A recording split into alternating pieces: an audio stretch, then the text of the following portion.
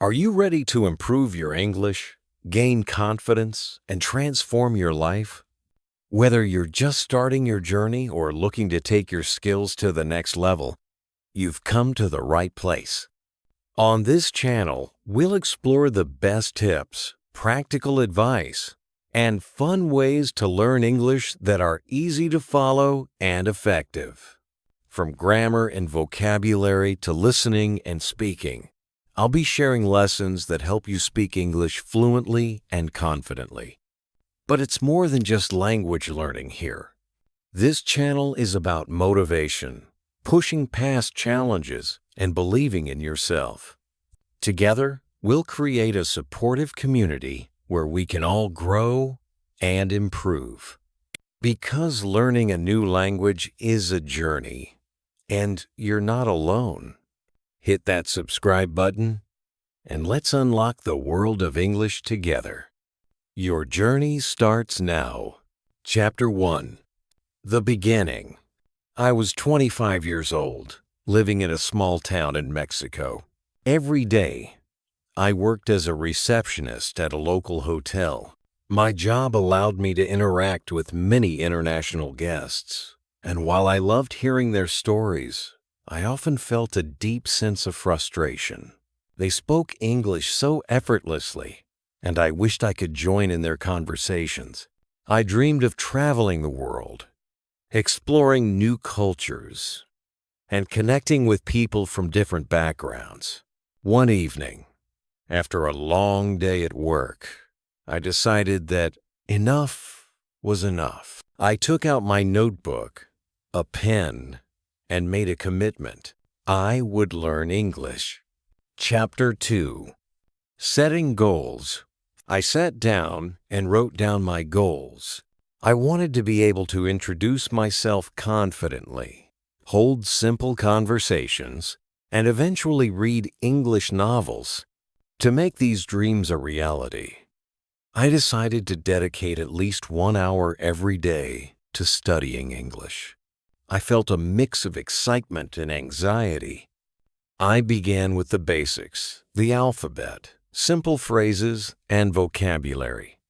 I created flashcards with words and their meanings, practicing every night before bed. It was challenging, but I was determined. Chapter 3. Overcoming Challenges.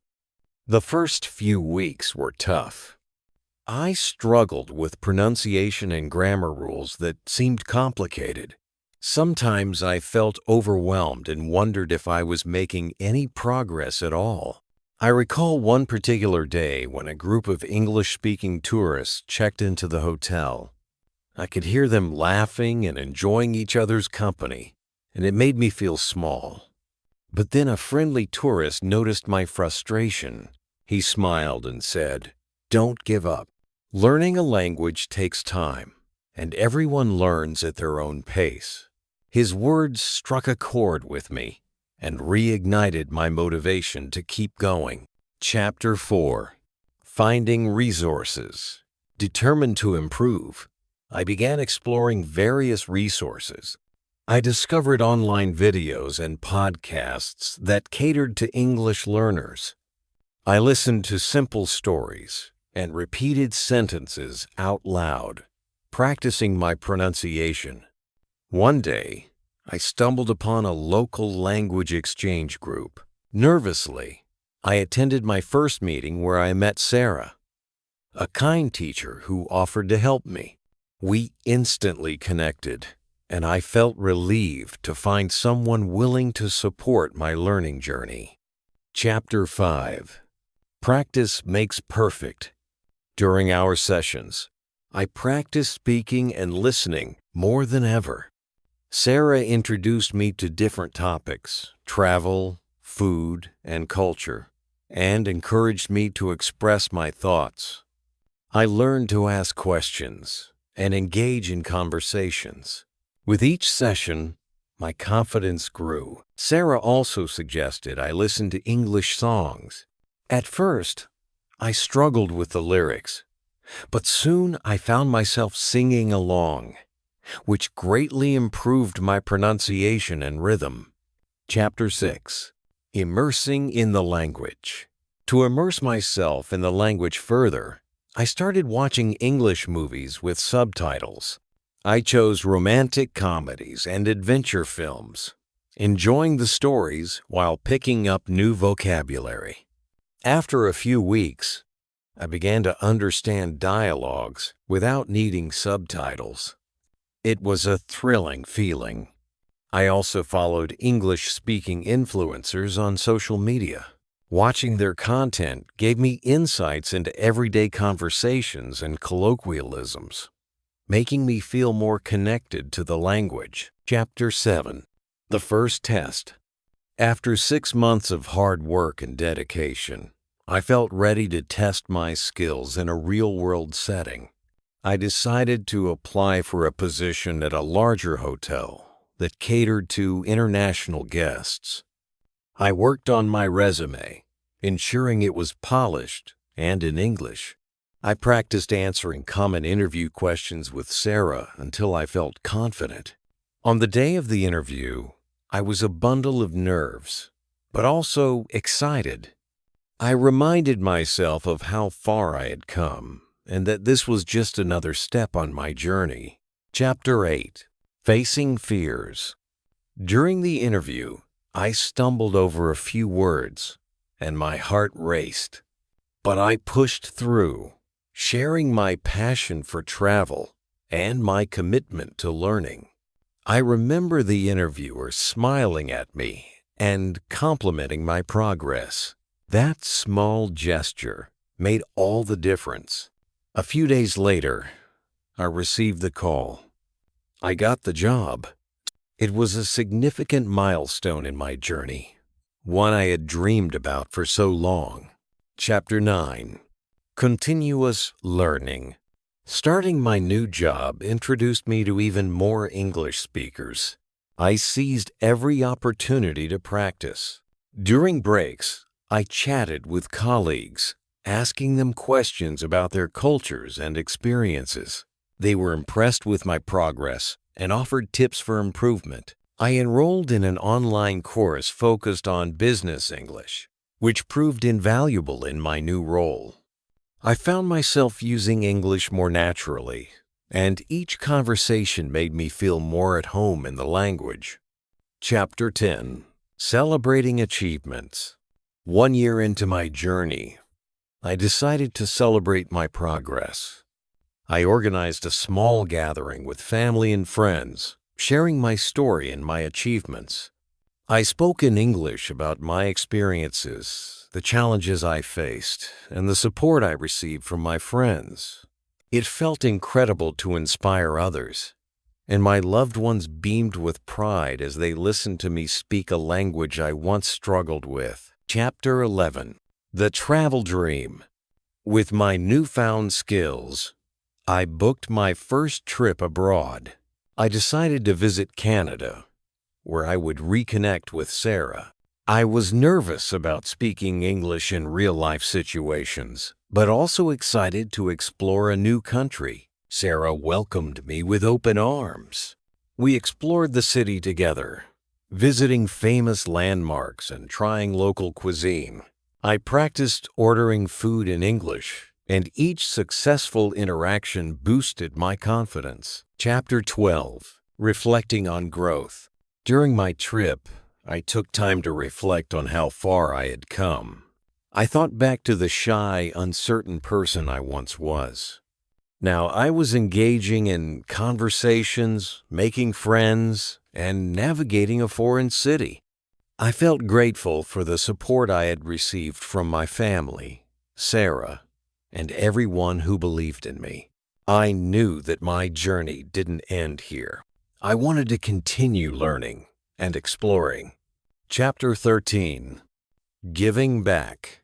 Inspired by my experiences, I decided to give back to my community. I started volunteering to teach English to children in my town. I organized weekend classes where I shared my story and encouraged them to believe in themselves. Watching the kids learn and grow brought me immense joy, and I realized that teaching was another way to continue my own learning journey. Each time I saw a child grasp a new concept, I felt fulfilled. Chapter 14. New Horizons. With each class, my passion for the language deepened. I began to explore advanced topics like English literature and cultural nuances. I set new goals to read classic English novels, travel to more English-speaking countries, and even consider a career in international business. Each day, I practiced a little more, never losing sight of my dreams. I learned that consistency was key, and I embraced every moment of learning. Chapter 15. The Challenge of Fluency. As I progressed, I realized that fluency was not just about knowing words. It was about thinking in English. I started to challenge myself by narrating my daily activities in English. I would describe my morning routine, the meals I prepared, and even my feelings throughout the day. This practice transformed my thought process and helped me articulate my ideas more clearly. Chapter 16. The Power of Community. I also found an online community of English learners. We exchanged tips, shared resources, and supported one another. I joined virtual book clubs where we discussed novels in English. The sense of camaraderie motivated me even more.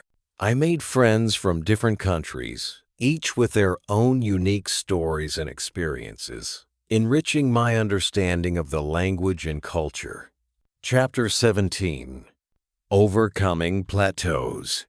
Despite my progress, there were times when I hit a plateau. My learning felt slow, and I grew frustrated. I remember one afternoon sitting on my bed, feeling defeated, but I recalled the encouragement I had received from the kind tourist and the supportive friends I had made. I took a deep breath and reminded myself that learning a language is a journey with ups and downs.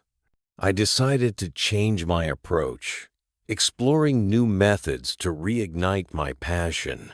Chapter 18. Embracing Mistakes. I began to embrace my mistakes as learning opportunities. I practiced speaking English with friends without worrying about errors. I joined a local Toastmasters club to improve my public speaking skills. Each time I spoke in front of a group, my confidence grew. I learned to appreciate the process and understand that making mistakes was a natural part of learning. Chapter 19. The Call for Adventure. With my improved skills, I felt a call for adventure. I planned a trip to England to experience the culture firsthand. I was excited yet anxious about navigating the country on my own.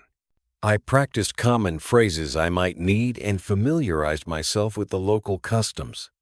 When the day arrived, I packed my bags and boarded the plane, ready for a new chapter in my journey. Chapter 20. The Adventure Begins. In England, I explored bustling cities and quaint villages. I visited historical landmarks, tried traditional foods, and practiced speaking with locals. Each interaction was a chance to apply what I had learned. I faced challenges, like understanding different accents, but I remained determined. The experience taught me to adapt and be open-minded. Essential skills for any traveler. Chapter 21. A New Passion. During my travels, I developed a passion for writing. I began to document my experiences in English, capturing my thoughts and feelings. Writing became a creative outlet, and I found joy in expressing myself through words. I started a blog to share my journey with others, inspiring fellow learners and connecting with readers worldwide. Chapter 22. A New Perspective in England. The first morning I woke up in England, the sunlight filtered through the thin curtains of my small hotel room in London.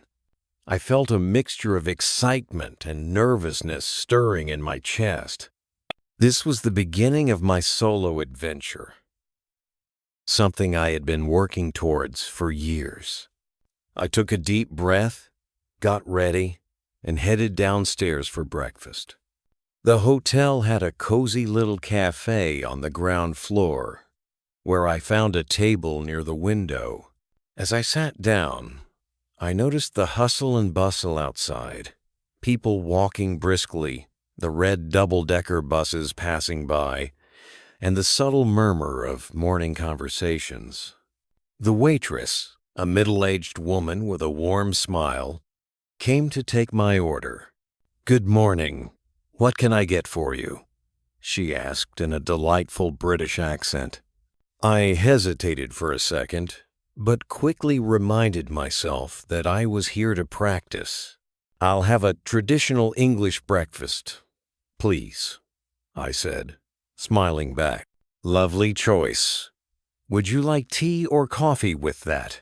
"Tea, please," I replied confidently, happy with the small success of speaking naturally. She left, and I glanced out the window, taking in the beauty of the city. As I waited for my food, I pulled out my notebook, the same one I'd used when I first started learning English. I had filled it with notes over the years, vocabulary, grammar rules, expressions I found difficult to pronounce. I smiled at the pages, remembering the long nights I had spent scribbling in them. Today, I was far from that beginner version of myself, and yet I knew there was still so much to learn.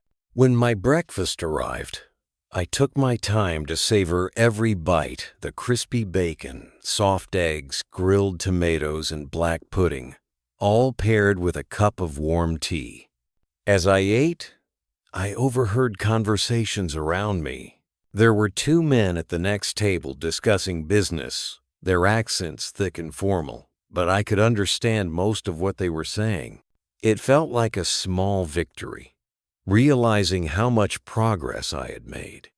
After breakfast, I grabbed my backpack and set out to explore the city. My first stop was the Tower of London. As I stood outside the towering stone walls, I couldn't help but marvel at the history. I had read about this place in my English textbooks, but seeing it in person was surreal. I decided to join a guided tour, thinking it would be a good opportunity to listen to a native speaker. The tour guide, a young woman with a passion for history, welcomed the group. "Welcome, everyone. I hope you're ready to dive into over 1,000 years of history," she began. Her voice was clear, and her enthusiasm was infectious. I followed her closely, hanging on to every word as she described the history of the tower, from its beginnings as a royal palace to its dark days as a prison. At one point, she asked the group a question. "Does anyone know the name of the first prisoner held in the tower?" No one raised their hand. I thought back to my studies, and hesitantly I lifted mine. "Yes," she said, pointing at me. "Ranulph Flambord?" I answered, feeling a bit nervous. She smiled. "Correct. Ranulph Flambord, the Bishop of Durham, was indeed the first prisoner here. Well done." I couldn't help but beam with pride. It was a small moment, but it felt huge to me. Being able to contribute in a conversation like that, surrounded by English speakers, was something I had only dreamed of when I first started learning. As the tour continued, I found myself lost in thought. The city around me buzzed with life, and yet I felt deeply connected to the moment. My journey with English had brought me here, to a place where I could comfortably converse, explore, and truly enjoy another culture. It was a reminder of how much could change with time, effort, and persistence. Chapter 23: Deepening Friendships. Later that evening, I decided to meet up with Sarah. She had moved to the UK a few years ago and was now living in a quaint village just outside of London. We had kept in touch regularly, but I hadn't seen her in person since I had left Mexico. As I took the train to her village, I felt a rush of excitement. Sarah had been such a pivotal part of my English learning journey, and I couldn't wait to tell her all about my adventures so far. When I arrived at the station, Sarah was waiting for me, waving with a big smile on her face. She looked just as I remembered, warm and friendly, with a hint of curiosity in her eyes. "Bienvenida," she called out, mixing a bit of Spanish with her English greeting. I laughed and ran over to hug her. "It's so good to see you again," I said, feeling a sense of comfort in her presence. We spent the rest of the evening catching up at a cozy pub near her house. Over plates of fish and chips, we talked about everything my travels, her life in the UK, and our shared memories from our language exchange days. "You've come so far," Sarah said at one point, her eyes shining with pride. "I knew from the moment we met that you had the drive to master English, but seeing you now, living your dream, it's truly inspiring." Her words warmed my heart. I couldn't have reached this point without her guidance and support, and I made sure to tell her that. We spent hours reminiscing about the past, laughing about my early struggles with pronunciation, and celebrating the progress I had made. The night felt magical, like a full circle moment. Here I was, speaking English fluently with someone who had been there at the very beginning of my journey. It was a testament to the power of perseverance and the importance of having a strong support system. Chapter 24. New Challenges in a Foreign Land. The next few days in England were filled with new experiences and, of course, new challenges. One morning I decided to visit a local farmer's market. It was a charming place, full of stalls selling fresh produce, baked goods, and handmade crafts. As I walked through the bustling aisles, I overheard vendors chatting with customers, their accents ranging from the soft lilt of the countryside to the sharper tones of the city. I stopped at a stall selling pastries, the aroma of freshly baked bread drawing me in. The vendor, an older man with a kind face, greeted me. "Morning, love. What can I get for you?" he asked in a thick accent that was slightly harder to understand. I hesitated for a moment, trying to process his words. My brain scrambled to adapt to the unfamiliar sounds, but I managed to smile and point to a croissant. "I'll take one of these, please," I said, handing over a few coins. He nodded and handed me the pastry. "Lovely choice. Enjoy your day." As I walked away, I couldn't help but laugh at myself. Even after all my progress, there were still moments like this. Moments where the language barrier felt daunting. But I reminded myself that this was part of the journey. Every conversation, every new accent, was an opportunity to grow and learn. Chapter 25. New Friends, New Perspectives. After a week in London, I felt more comfortable navigating the city. The mornings had become a ritual, a strong cup of tea, followed by a walk through the streets of the bustling metropolis. Every corner seemed to have a history, a story waiting to be told. But while I enjoyed my solo explorations, I missed the kind of deep conversations and friendships that made travel truly meaningful. I had always believed that part of learning a new language was connecting with people, understanding their culture through their eyes. One afternoon, I decided to take a break from sightseeing and join a language exchange group. It was hosted at a small cafe in Shoreditch, a trendy area filled with street art, vintage shops, and a quirky vibe. As I walked in, I immediately felt the warmth of the space. People were chatting, laughing, exchanging stories, and learning from one another. I smiled, feeling that familiar excitement of being surrounded by others who shared my passion for language. A woman with short, curly hair came up to me, smiling brightly. "Hi, you must be new. I'm Emily, one of the organizers. Are you here to practice English?" I nodded.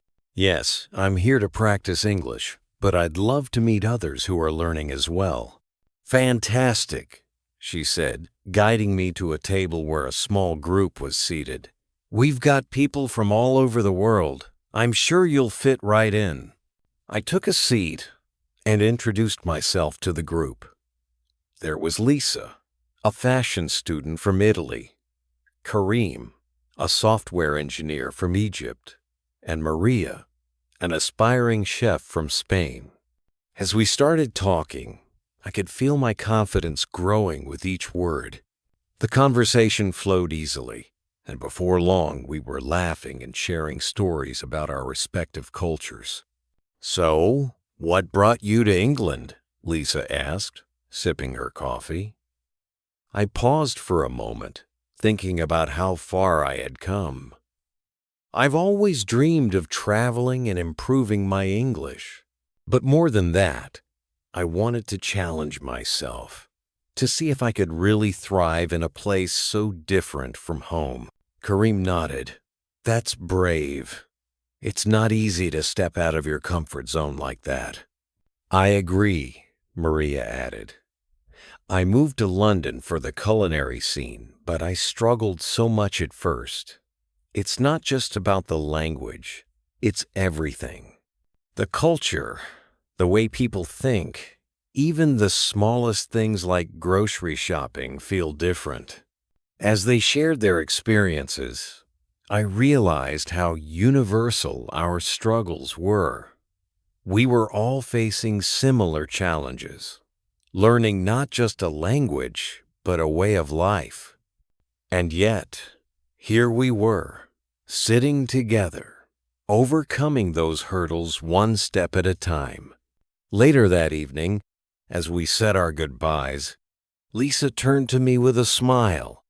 "We're having a dinner party at my place this weekend. You should come. It'll be a mix of cultures, food, and lots of fun." I hesitated for a second, unsure if I was ready for such an intimate gathering. But then I remembered why I was here: to connect, to grow, and to experience life fully. "I'd love to," I said, smiling back. Chapter 26. A Cultural Feast.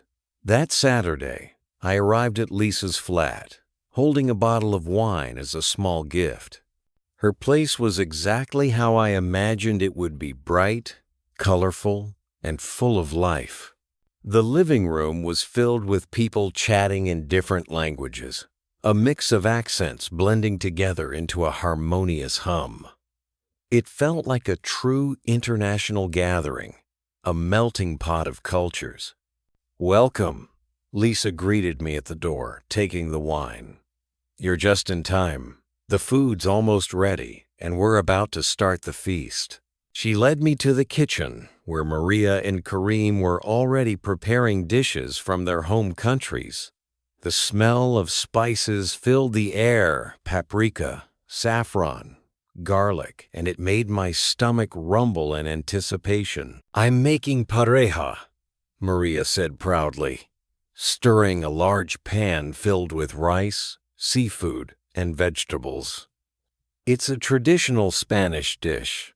I used to make it with my grandmother when I was little, and I've got some falafel and hummus," Kareem added, pointing to the table where several plates of Middle Eastern food were laid out.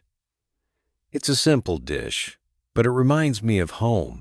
Lisa was preparing a pasta dish, her Italian roots evident in the fresh ingredients she was using: basil, tomatoes, olive oil, and Parmesan. As we cooked together, I felt an overwhelming sense of connection. Each dish told a story, not just of the ingredients, but of the people who made them. It was as if we were sharing pieces of our identities through the food. When everything was ready, we all gathered around the table, our plates piled high with a mix of cuisines. As I took my first bite of the pareja, the flavors burst in my mouth, rich and vibrant, much like the conversation around me. "I've never tried anything like this before," I said, turning to Maria. "It's incredible," she smiled. "I'm glad you like it. Food has a way of bringing people together, don't you think?" Kareem nodded in agreement. "It's the same with language. We may come from different places, but the moment we share food or conversation, those differences seem to melt away." As the night went on, we shared more than just food.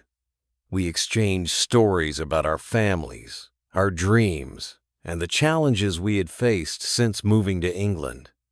I found myself opening up in a way I hadn't expected, talking about my journey with English, the struggles, the small victories, and the moments of doubt.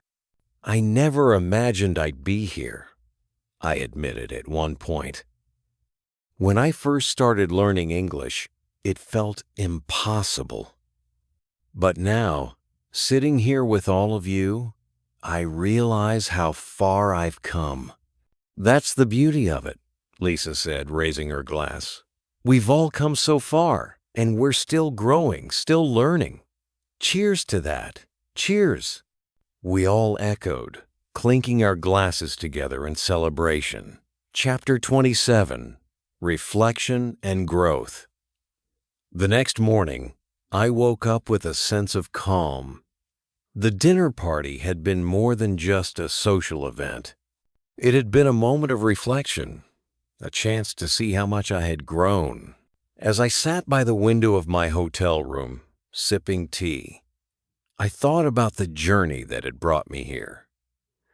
Learning English had been one of the most challenging experiences of my life, but it had also been the most rewarding. It wasn't just about mastering a language. It was about understanding different perspectives, building connections, and embracing the unknown. And though I still had much to learn, I felt confident that I could continue growing, no matter where the journey took me next. I grabbed my notebook again, the one that had been with me through every step of this process. Flipping to a fresh page, I started writing. This is only the beginning. Every challenge, every setback, has brought me closer to where I am now. I may not know what the future holds, but I am ready for it.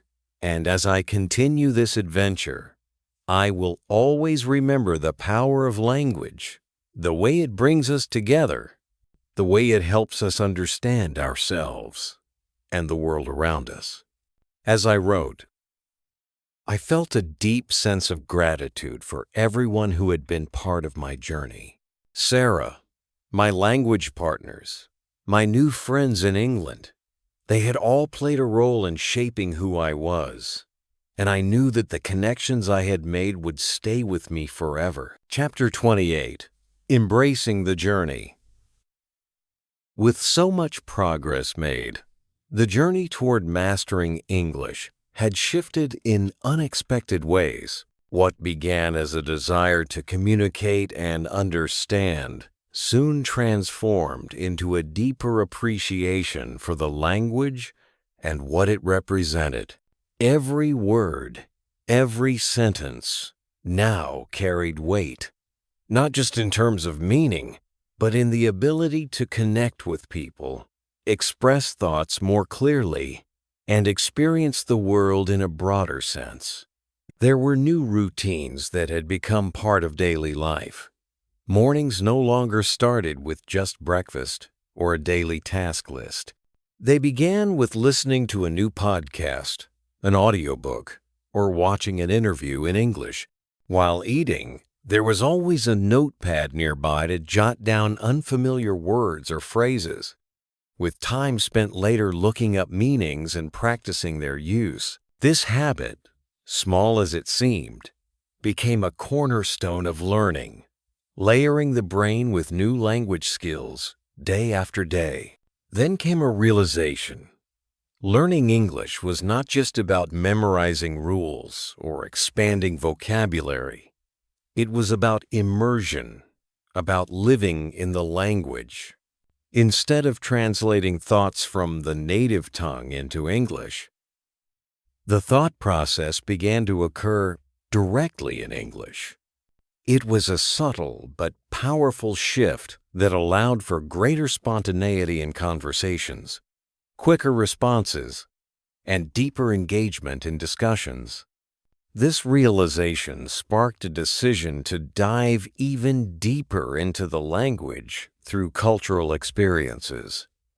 English wasn't just a tool for communication.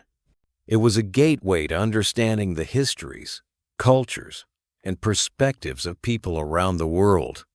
There was a deep dive into English literature, from classic novels to modern fiction, each book offering a new way of thinking, a different lens through which to view life.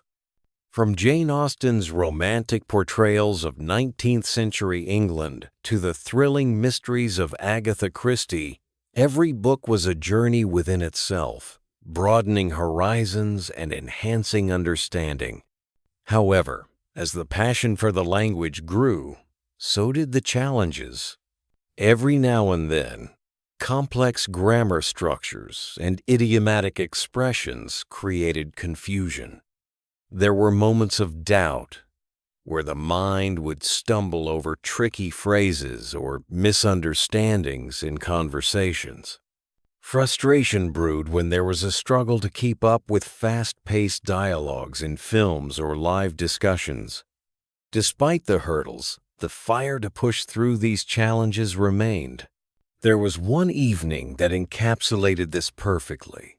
After finishing a long day, a quiet evening was planned, sitting down with a cup of tea and watching a new English drama series. Halfway through the first episode, it became evident that the dialogues were far faster than usual, with slang and cultural references that weren't immediately familiar. It was tempting to turn it off, to fall back on the comfort of subtitles or slower-paced content. But something pushed through that moment of hesitation. The decision was made to stick with it, to accept that the first time wouldn't be perfect.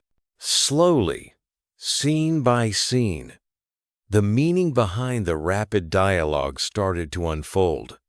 Words that were unclear at first started to make sense within context. And by the end of the episode, there was a deep sense of achievement. Learning to embrace these challenges became the key to continued growth. Instead of focusing solely on what wasn't understood, there was now an appreciation for every small victory, whether it was catching the meaning of a difficult phrase or successfully engaging in a tricky conversation. Each hurdle was no longer a setback but a learning moment, a chance to refine skills and push forward. With this new mindset came even greater goals. The dream of not just learning the language, but using it to make a difference in the world began to take shape. It wasn't enough to simply understand or communicate anymore. There was a desire to use English as a bridge, to connect people, share ideas, and inspire others who were on their own journeys of self-improvement. That's when the idea of starting a YouTube channel was born. The idea had been floating around for a while, a platform to share this journey, to teach others what had been learned, and to create a space where people could gather to improve together. But it took time to gather the courage to turn that idea into reality. After all, it meant putting everything out there for the world to see, including the imperfections. But then came a realization. The imperfections were exactly what made the journey worth sharing. It wasn't about being perfect. It was about showing that it's okay to struggle, to make mistakes, and to keep pushing forward anyway. There was a deep belief that sharing these experiences could help others overcome their own fears and challenges. The first video was simple, a short introduction, explaining the motivation behind the channel and a few tips for English learners. It wasn't perfect, but it was authentic, and that's what mattered. To the surprise of the creator, the video resonated with people. Comments started flooding in from learners all over the world, sharing their own stories, their struggles, and their gratitude for the encouragement. This response sparked a fire that couldn't be extinguished. Weekly videos became a staple, each one focused on different aspects of learning English. Grammar tips, vocabulary lessons, listening exercises, and most importantly, motivational talks to keep viewers engaged and inspired. The goal wasn't just to teach English, it was to build a community, to create a space where learners could feel supported and understood. The success of the channel grew faster than expected. Messages poured in from viewers who had started to see improvements in their own language skills. They thanked the creator for breaking down difficult concepts and making learning enjoyable. But what was even more rewarding were the stories of personal transformation. People who had gained confidence, applied for jobs they once feared they weren't qualified for, or simply found joy in understanding their favorite English songs or TV shows. This success story wasn't just about learning English anymore. It was about realizing that with enough passion, perseverance, and belief in oneself, any goal could be achieved. English was just the beginning. The language had opened doors to new opportunities, new friendships, and new dreams. But more importantly, it had shown that growth and learning were continuous, lifelong processes. And so, the journey continued, not just in mastering English, but in exploring all the other possibilities life had to offer. With every new lesson, challenge, and success, there was a renewed sense of purpose and a deep understanding that the greatest achievements often come from the hardest struggles. The future was wide open, and it was time to embrace it fully.